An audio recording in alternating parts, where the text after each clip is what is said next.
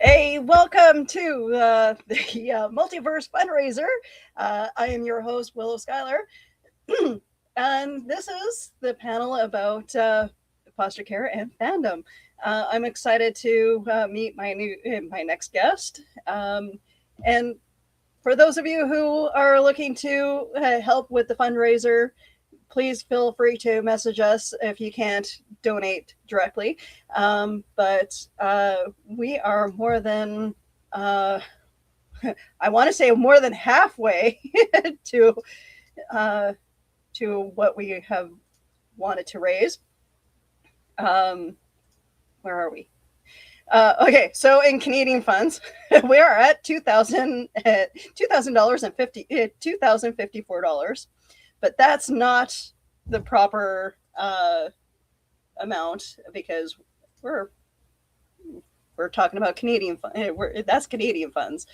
Where's my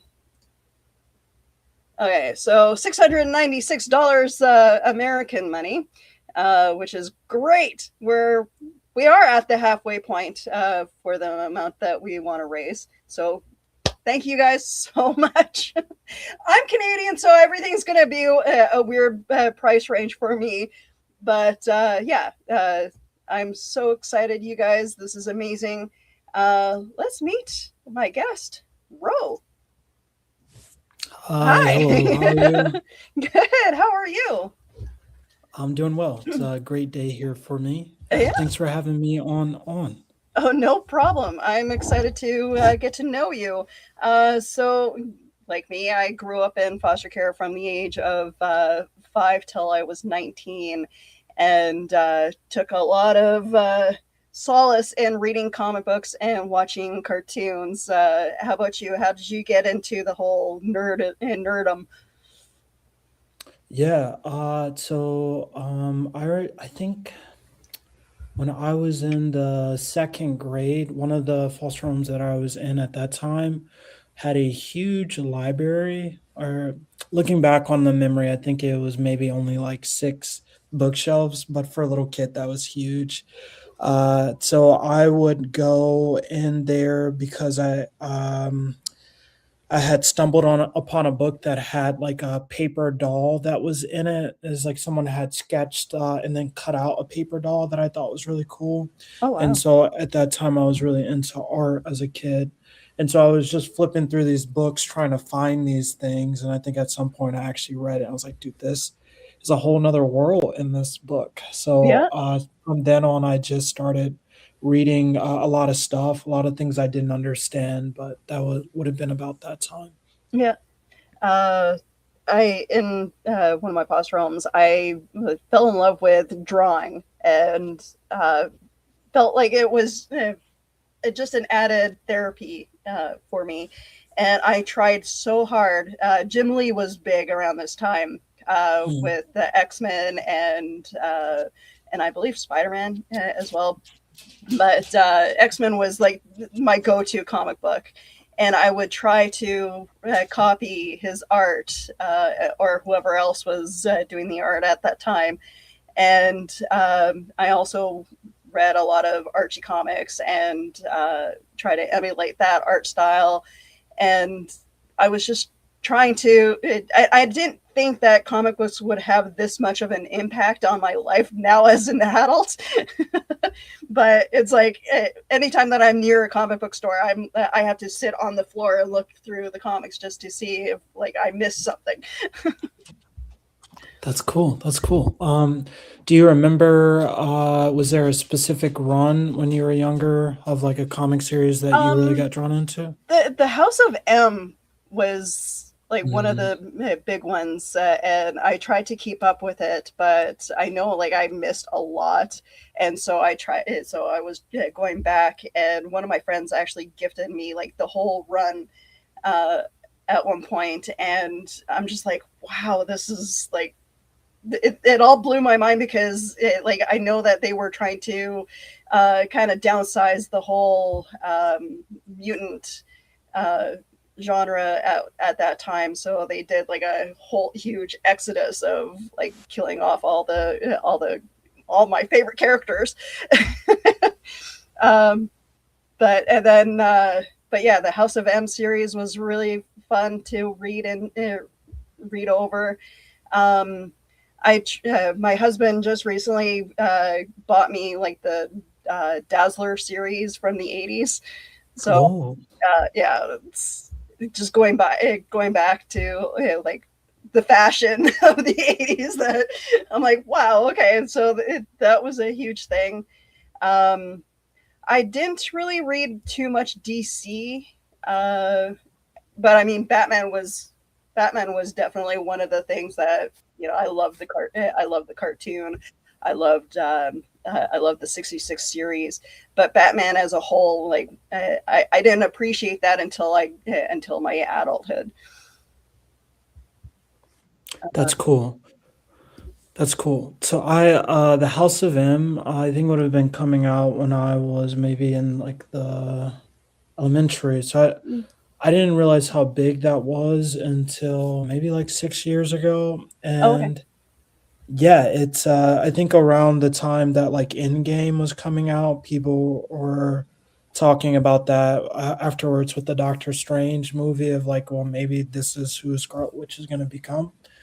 Well, I just moved back into my own place and I went to my parents to look through like my comic books because I was like, all right, I'm going to bring some of these with me. And I have the whole run of that series. So I've been going back and reading it and Oh it's wow. so good. Yeah, It's it like is. really good. So yeah, I think that's it makes sense. Some stories I feel like are so good and you don't realize when you're stumbling upon it and then years later you're like, yeah, I had it really good. I didn't know it. So yeah.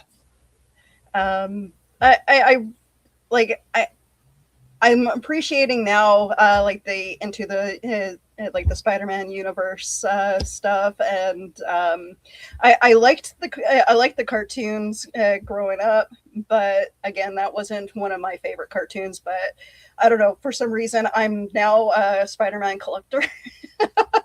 I have like a Spider-Man blanket, I have a Spider-Man phone, and a bunch of other stuff that I've collected over the years. I've been trying to collect X-Men stuff, and again, like going to DC, I have like all the Barbies.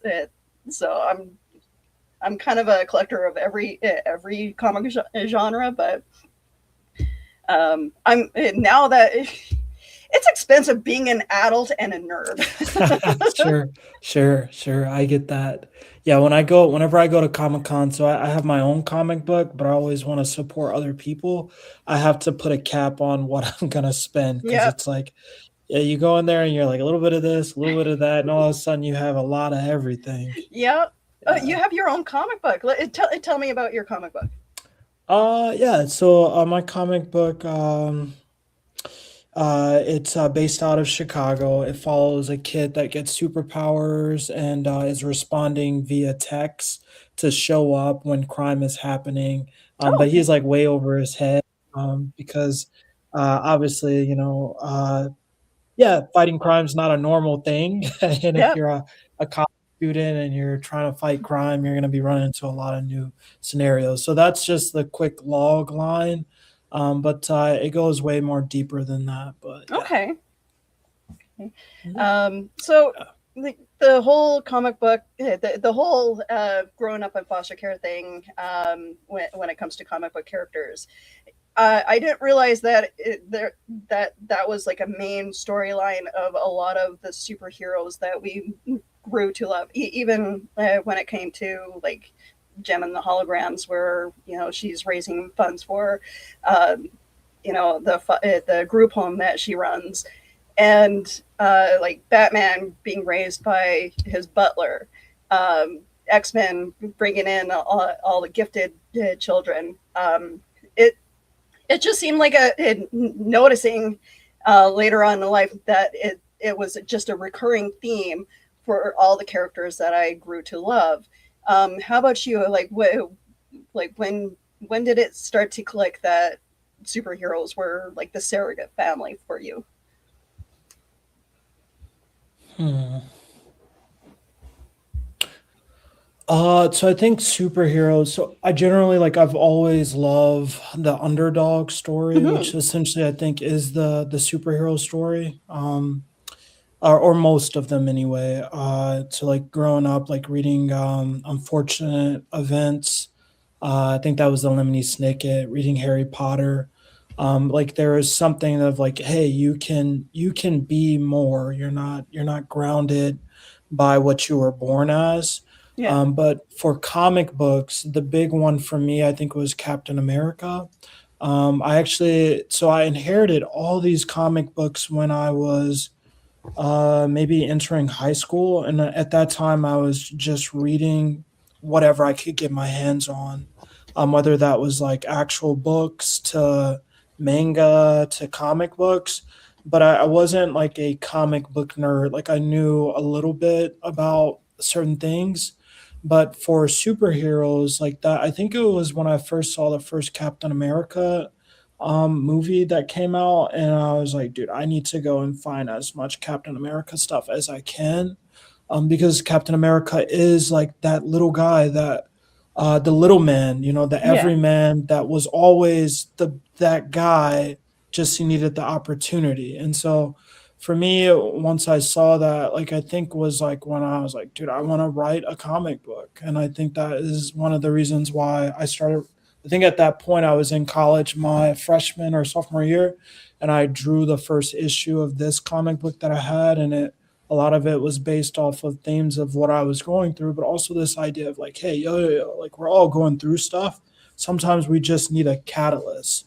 And with Yeah. that catalyst is like we can be different. And the great thing about life is there are a lot of catalysts. There's just your perspective. You got to see it as like this is an opportunity. So yeah, for me, kind of much later actually for comic books would have been like my sophomore year, Okay. but I had read comic books that were like more of like what's the word? I like it was just like in awe. Like I didn't feel like moved as in like, oh dude, this touched me. It was just like, dude, this is awesome. The Hmm. Hawk is fighting Superman, like that's awesome. Wonder Woman picked up Thor's hammer, that's just awesome. But as far as like being emotionally moved and it really changing something about me or inspiring me, I think Captain America would have been Okay. yeah. Yeah. Um, like for me, like I don't know, like I was drawn to X-Men as a kid. Well, one from the cartoon, and then it drew me in to the comic books. And the theme behind wanting to be accepted and living through Mm, living life, being bullied and all that, just was something that kept happening to me, where I being the newbie at a new school and having to you know make new friends.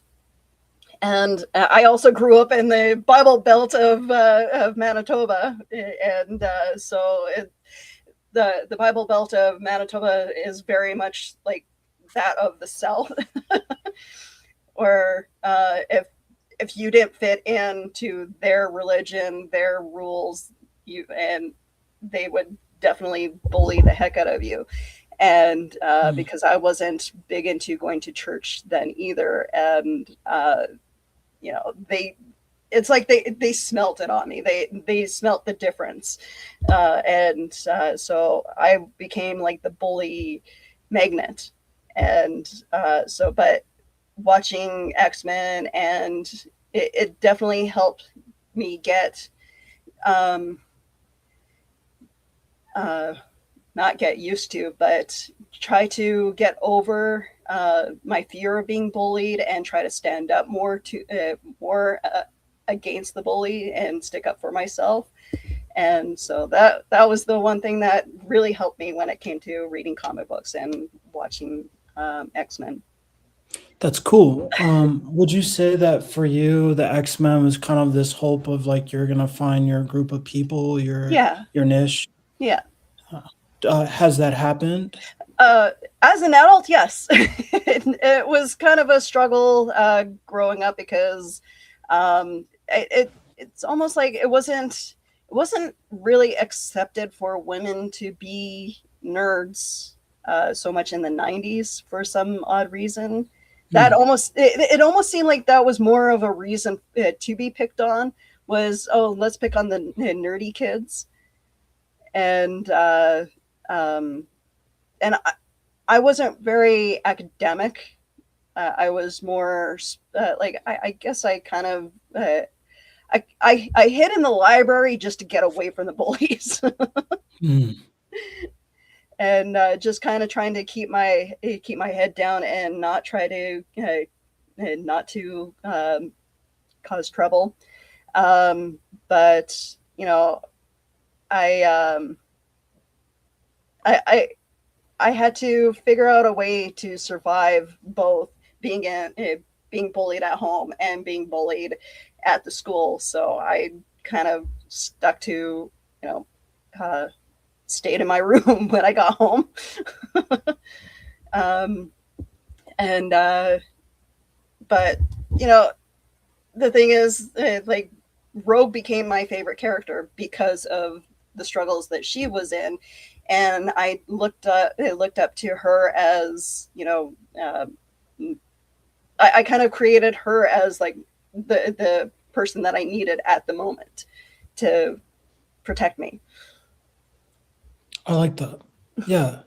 I wasn't able to listen to the parts before this. When you're talking about being bullied at home, were you a foster child as well? Yeah. Through Okay, Um, yeah, went, lived with my grandparents. My grandfather died when I was 9, and so I became like the punching bag. Um, I because I couldn't protect myself. So my grandma and my uncle were the abusive type, and they definitely picked on me a lot. My sister tried to protect me as much as possible, but just we found our way to get out of that home. But it was just very hard, you know, taking that abuse with me, and you know, being the reactive kid that I was. Bullies in school picked up on that, so I would react to every little thing. When someone called me names, I'd react harshly to it, where you know, I'd cry and yell and um, become disruptive to the class. And it wasn't. It seemed like teachers wouldn't protect me being bullied so much as protecting the bully more and kicking me out of the class. And yeah, it was just it was a weird scene growing up in school. And but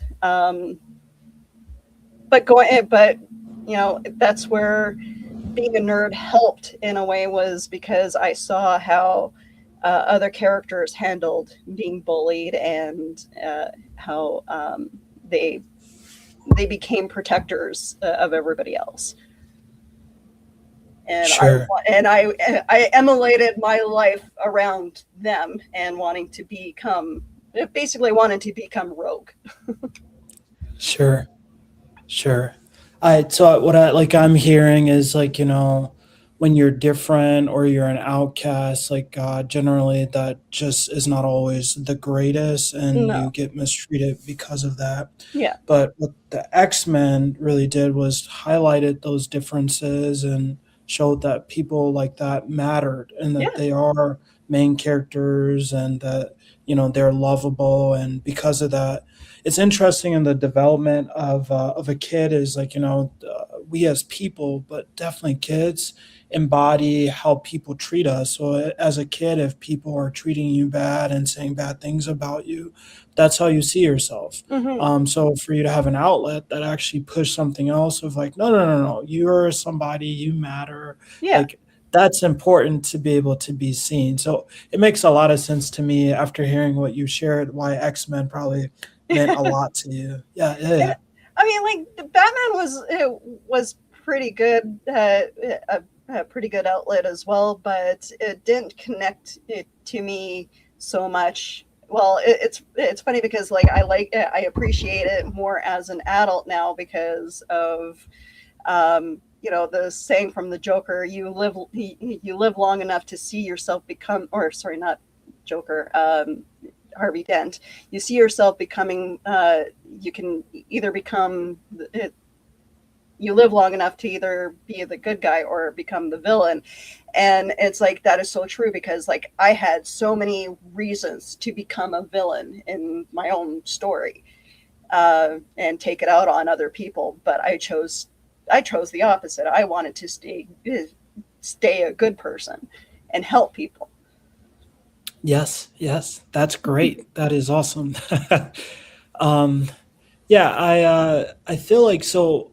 Not shifting the conversation. That this seems like a natural segue, but there. Well, let me ask you this: do you feel like the genre of comics have become more darker? It In definitely a has, sense. but I think it's a natural. I feel like it became dark because of a natural progression with how our world is, rather than in the '60s.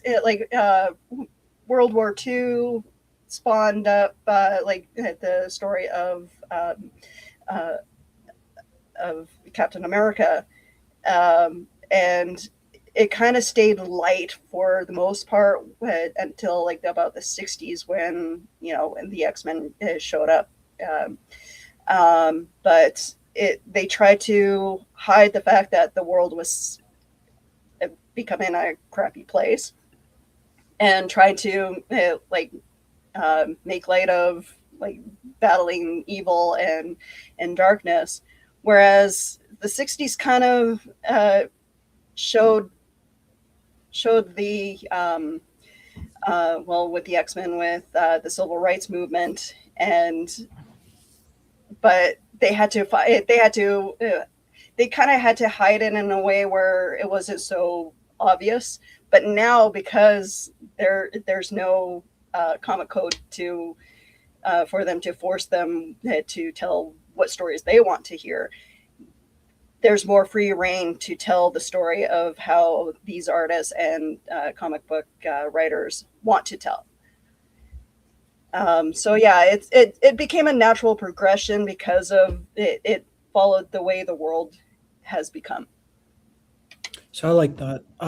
So one of the things I do pretty well is like flip the paradigm. Like I'm really good at seeing whys and what ifs and different viewpoints of the same issue. That's what makes me a good like writer and comic book creator. I like what you're saying.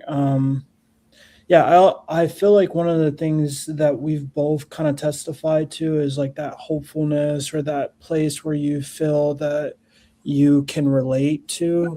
Like as a kid, that was important to us. And I guess that was where I was going with the question that I asked about darker material, because I guess another place that you can come from writing something is as a warning or like a possibility of fear. And I feel like, when I watch The Boys or, watch other stuff that have more of a pessimistic look or it's out of fear, I wonder if like that, like what is providing those safe spaces that we had as kids. And also just with the hero fatigue. So I feel like Mm, we have witnessed just kind of another golden age of hero comics with like Marvel and the MCU.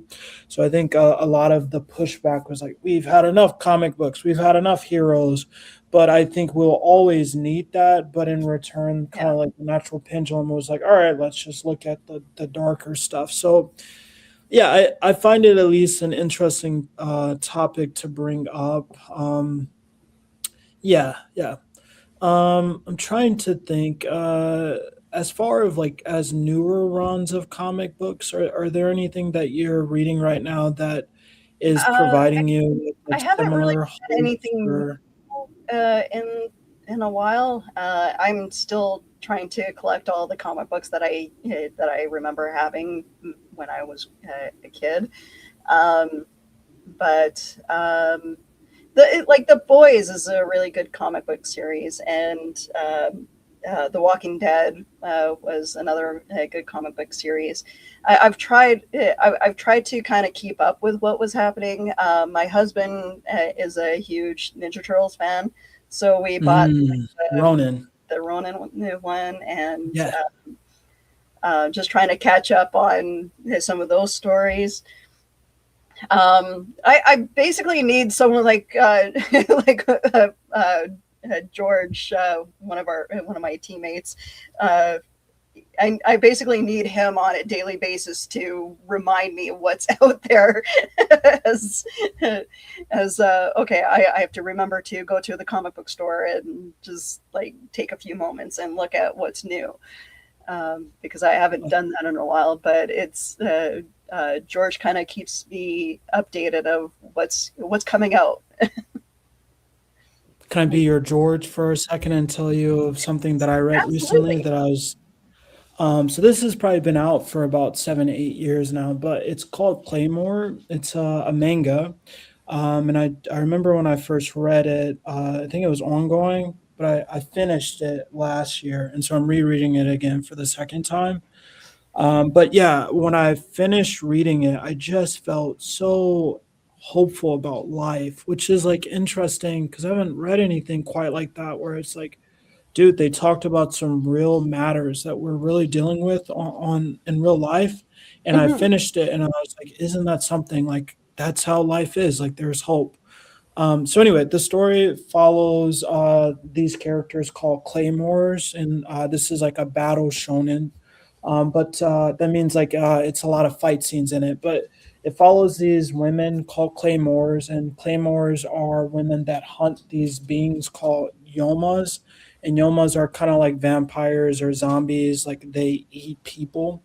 And there's this organization that sends out these claymores to kill different yomas. So if your village has these yomas in it, you wouldn't know because the yomas disguise themselves as humans. And so humans will just start going missing. And so you will put out like a plea to the organization, and then they'll send a claymore to dispel the yoma. Well, anyway, that's how like the simplistic of it, but you find out that these claymores that they live a very lonely life. So there at any given time there are 47 different claymores in the region, and they're ranked by how strong they are. The number one's the strongest and 47's the weakest. But they don't interact, they don't have families, they just live a very lonely life. You also find out that each one of these girls, like they used to be regular people, and then like either their family was killed by a yoma or something, and then they went to the organization and the organization turned them into a claymore.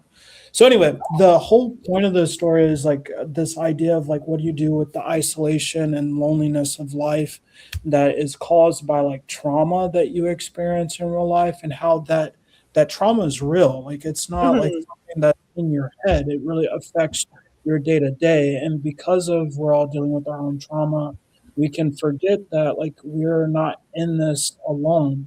And so by the end of the book, like you've seen so much like different facets that have been added to the story, so many more layers, and you're like, dude, this is awesome. Hulk versus, Superman. This is Wonder Woman picking up her Thor's hammer. But then when you get to the end of it, and it ends so well, and you're like, isn't this something like the main character was not alone? And so the main character, spoiler, if you haven't watched this, you might want to close your eyes for like I don't know 30 seconds. But she starts off like the weakest warrior. She's number 47, and she's able to climb all the way up to the top. Um, Basically like her ability rivals like all the number ones from the past. But generally, if you're number 47 in an organization, you normally end up dying because you're not that strong. But she is able to survive and keeps getting stronger because she doesn't rely on her own ability. She relies on making connections with other people. And through that, she learns how to be stronger. She learns to depend on other people. So by the end of the story, she becomes really powerful, but no longer are these claymores doing things on their own. They're like doing things together.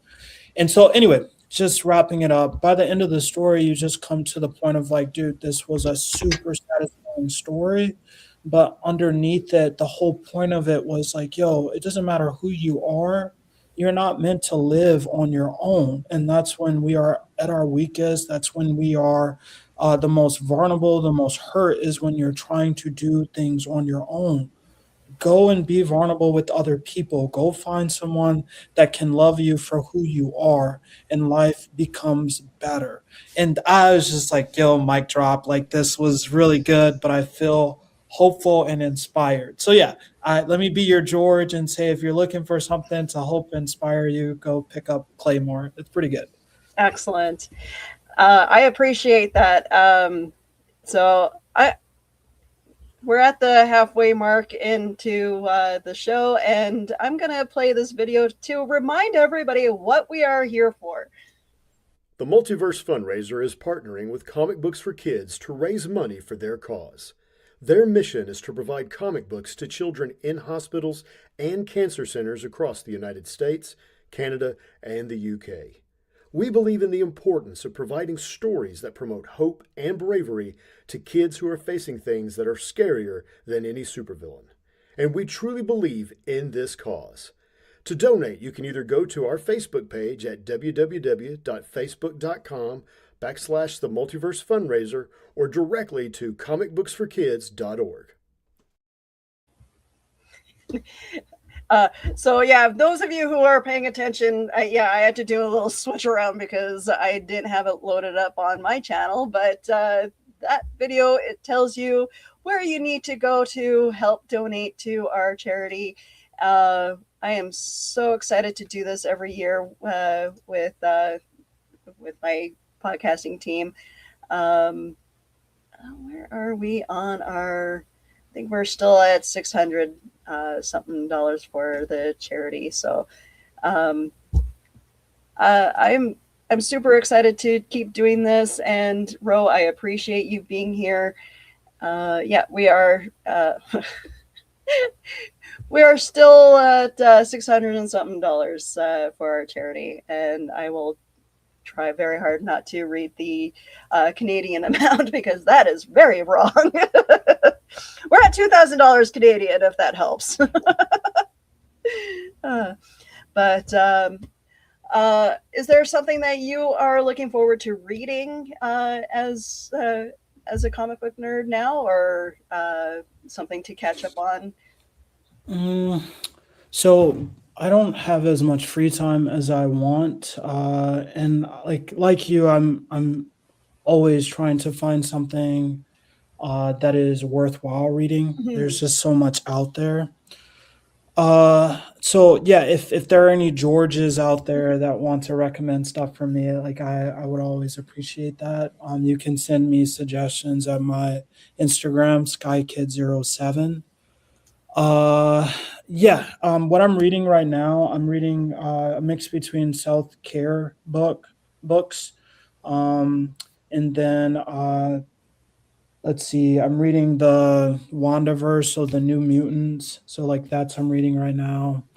And then there's a book that I'm reading called comic book called Something is Killing the Children. Okay. But yeah, as far as like, am I reading something right now that's like fulfilling me? Unfortunately, I have not, besides like my own comic book, I haven't really stumbled upon something that I feel like has been quenching or filling my cup in that way. Um, the It's interesting how you talked about like Rogue and the X-Men.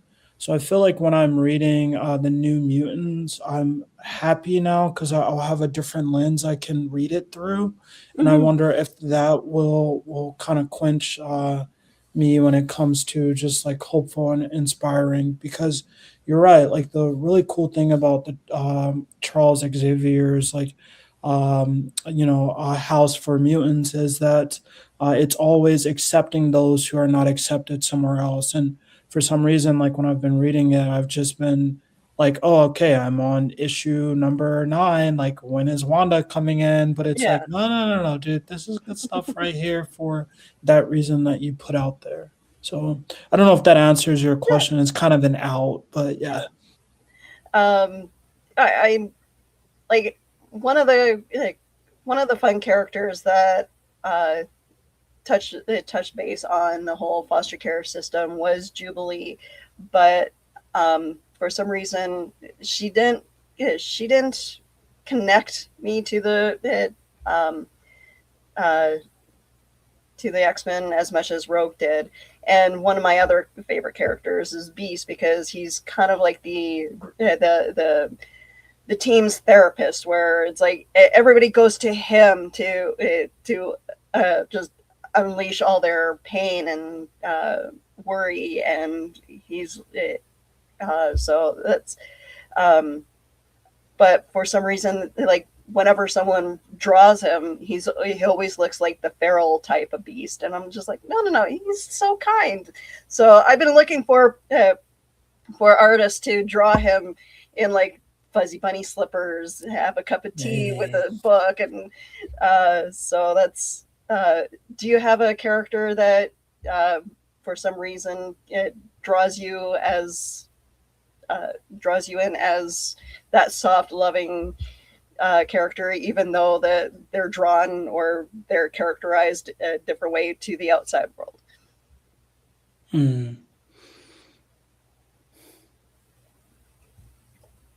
Like, do you see any other character differently than what the rest of the world does? Sure. Um,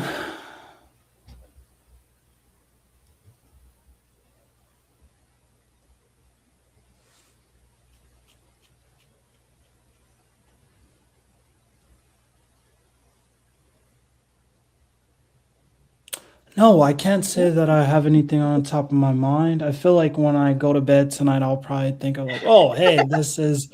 I think generally what comes to my mind are like characters that the rest of the world would probably think of the same. So like Hagrid from Harry Potter, like Yeah, obviously he's a half giant, so I don't know. yeah, he's like Uh, he's the soft, loving. mhm.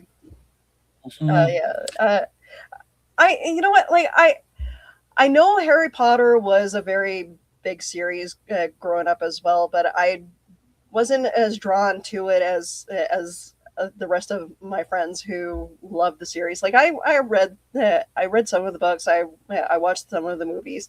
I do kind of draw make jokes about it when I'm at work, and they're like, "Oh, you can go home early." It's like, Master gave me a sock. Yeah, I'm a free elf. That But not yeah, a lot of people didn't like that, but yeah, oh, I know, but it's uh, that's like my go-to joke at work. But yeah, I don't. that's I don't funny. really. I don't really. I don't. I'm not. And the thing that hurts the most is the fact that what J.K. Rowling has become. Uh, uh, for like the trans community and her hatred towards it, and so I'm trying very hard not to give her uh, the money.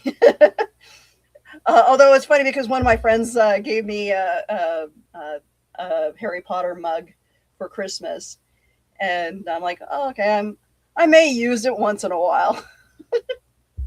But Sure. Yeah, can I comment on some of that? yeah, go ahead. Like I know Yeah. that there's other things from Fandom that you realize like later on that kind of has a sore spot. So go ahead. Yeah, I was just gonna say that like that's always been one of the things of like they say never meet your heroes, or separating someone's like work versus from like their person. So Yeah, like when I grew up, like I used to listen to a lot of Kanye West, and like one of the best artists talent wise, but I personally don't agree with a lot of what he's doing. And so it's like to some degree it's like his music is still banging, but it's yeah, like, well, listen to it, can I still feel the same that I felt knowing what I know now, and also like what am I promoting. So that's a thing that like we have to always kind of be aware of in today's like life, Mhm. that I guess before social media, or I guess the newspaper, like I guess your heroes would just be, you would Yeah. just know what they would want you to know. So I sympathize with that. And I think if we all think about our things that we have liked, we have all run into that scenario. So I just wanted to address that. Yeah. Yeah. And like, I mean, I've had moments when I was helping out at Comic Con where I met actors who later became jerks. And I remember having these moments where I met Kevin Sorbo at Comic Con, checking in everybody, and he wanted to shake my hand, so I stood up and I came up to his belly button. So that was just like, oh, okay, I get to meet. I met one of these great people, but then he became a jerk, and it's just like, yeah, it is what it is. Unfortunately, he's not a great guy to interact with if you're you know off political bounds from him. But just the thing is, like, you have to. He did have an impact on my childhood in a certain sense where he played a fun character. So, but Sure. yeah, I mean, there was that where it's like I will have that moment where I shook his hand. Yeah, he's great. He was great at one point. Yeah. I feel like, so like when I'm writing my comic book, I like to think a lot of these like deeper themes and write them in, and like sometimes people may not see them if they're just reading it through the first time, but maybe on the second time, or if there's someone that likes to look for deeper messages, they'll find it.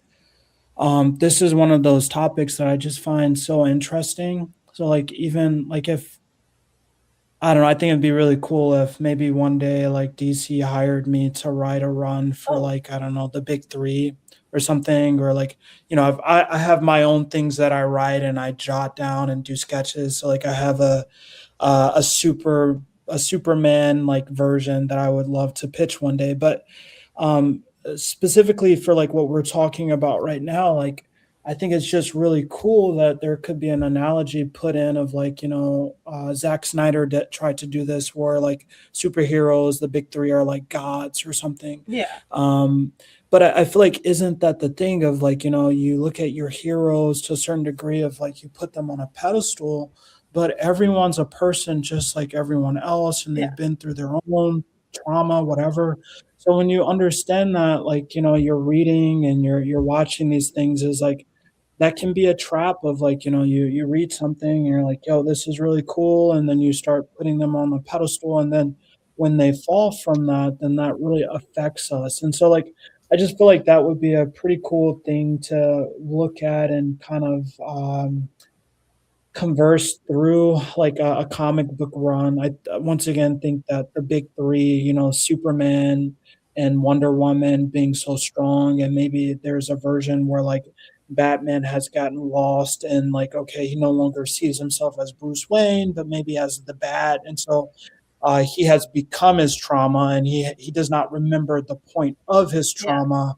And so maybe like, I don't know, you have someone that's introduced that's like, no, no, no, no, we used to remember you guys as these symbols, and you guys have stepped away from that. Like that's the power, I think, of like true stories. They're good stories. They're reflecting, kind of like you were saying earlier, what's happening now in the real world, yeah, and it gets us to think about it, or it allows us to express ourselves. And so, what you're talking about with J.K. Rowling, like I was kind of thinking, like, wouldn't that be awesome? Like if we could read something like that of like, dude, we see this happening all the time. You meet your heroes, and then you're like, well, yeah, that was just a really tall guy that made a character that I really liked when I was a kid, and now that as an adult, I just see that he's a person just like us. yeah, Though that doesn't always happen. Sometimes you meet your hero, and you're like, that person is what I thought he was. I mean, like I've met Adam West, and like he was an awesome guy to meet. But because he came to Comic-Con just like right off the plane, he was kind of tired, so he didn't really get a chance to, uh, rest in between his appearance, getting off the plane, and his appearance. So I'm like, I'm not, I don't want to make any excuses for his behavior, but meeting the woman who played Catwoman, and here I could, Julie Newmar, I could have sat at her booth all day and just listened to her talk. Like, she was so grateful to meet her fans and so excited. And like, I know that like age catches up to people, and her being like in her 80s now, it just like, she still had so much energy for her fans, even though she just got off the plane. And when her went to her booth, she was just like commenting about the costumes, and just telling stories of all the actors that she's worked with, all the people that she's hung out with over the years. And her, like Dolly Parton, if there's any chance that I can meet her in real life, outside of going to her concerts, that's another person I'd love to sit with, just to hear stories. And like, these people are so grateful to meet their friends. And there's so many other actors out there that deserve the airtime. And yeah, it's frustrating. Yes, you remember the bad moments when you meet someone, but I also try to remember the good moments, that when I go to Comic-Con and I meet, Aaron Ashmore, who just like hung around, and just looked at all the stuff that was happening. He actually got out of his booth and just to walk around, and it was just funny because he came up beside me. I'm like, holy crap, hi. Yeah, that does feel really good when they treat you like people, and they treat you like how, I would treat you, or how you would treat me. Like Mhm, that feels right, honestly. mhm. Yeah. Yeah. That's cool. That's cool that you got to meet some of these people. And yeah, I am hoping that you do get to meet Dolly Parton. Like, yeah, I'm pretty sure when that happens, you send me, or Oh, post it so that I could see. That would be really cool. Yeah. uh, oh, believe me, I don't think I'd be able to be quiet about that. Sure. Sure. Sure. uh, Yeah. but I love going to Comic-Con and interacting with other people who are like-minded. And I mean, like, I like doing the broadcasting stuff as well, doing podcasts and stuff, because I get to meet people like you, who have interesting talents, um, and grew up the same way, that, well, okay, and not the same way, but you have similar experiences in life, and you're able to draw from your experience to create art with. And that's the important part of all this, is that you get to draw from your own experience and put it into your art. And Yeah. Yeah. Yeah. I hope for the best for you, and I'm looking forward. Where can we reach? Like, where can we see your stuff? Yeah, so I have a website. It's called www.thejetsaga.com.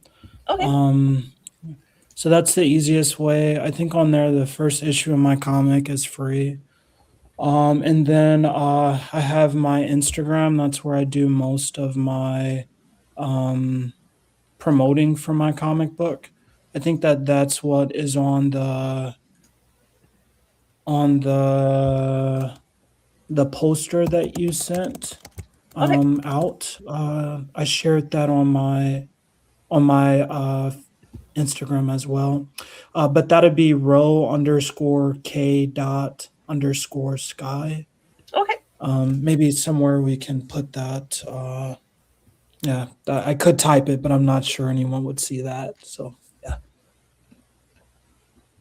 Yeah, I'm looking at your website of the Jet Saga, and it looks amazing. I That's really cool. Thank you, thank you. That's very kind. Uh,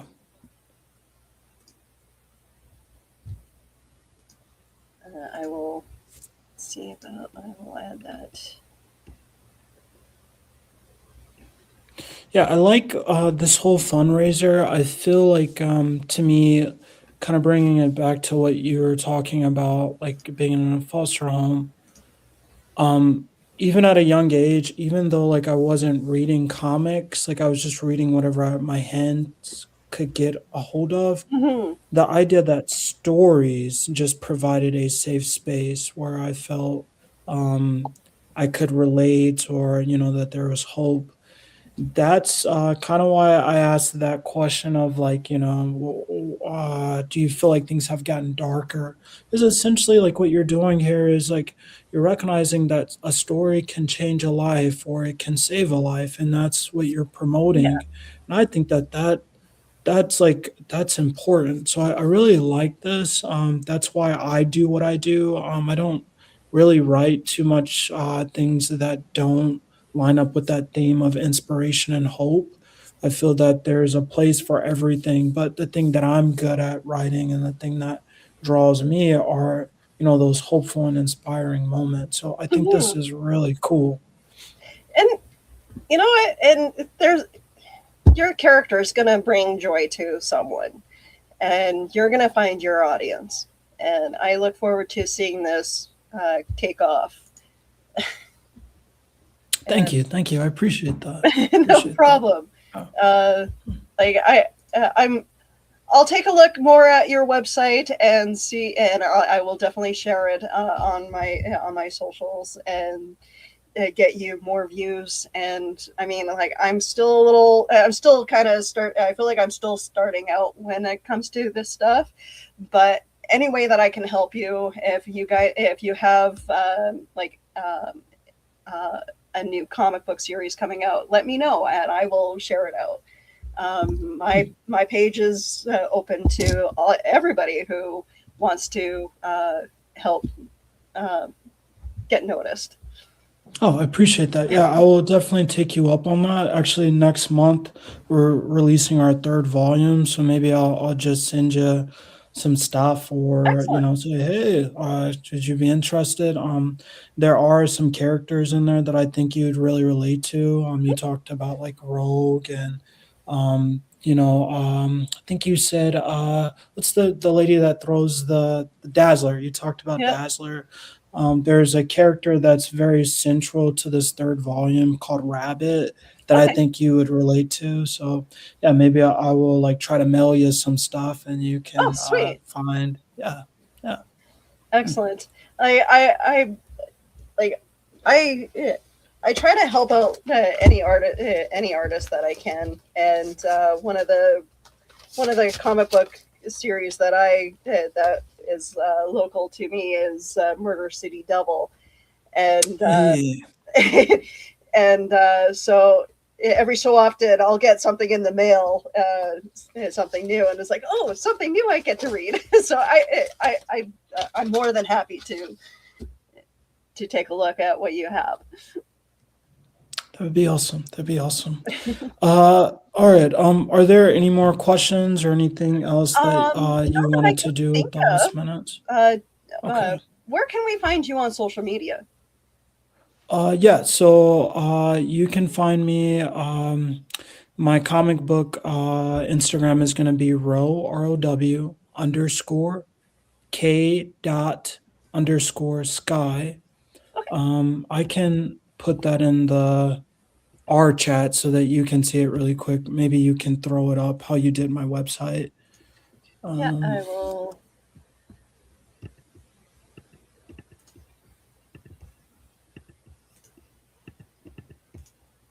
I really appreciate you having me on. Oh, That no means a lot problem. to me. And you're welcome.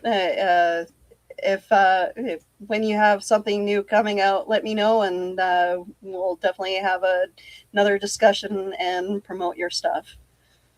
Oh, that'd be awesome. That'd be awesome.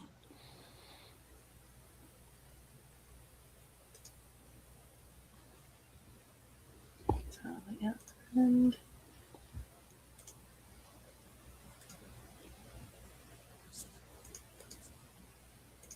yeah, I will share that out into the chat.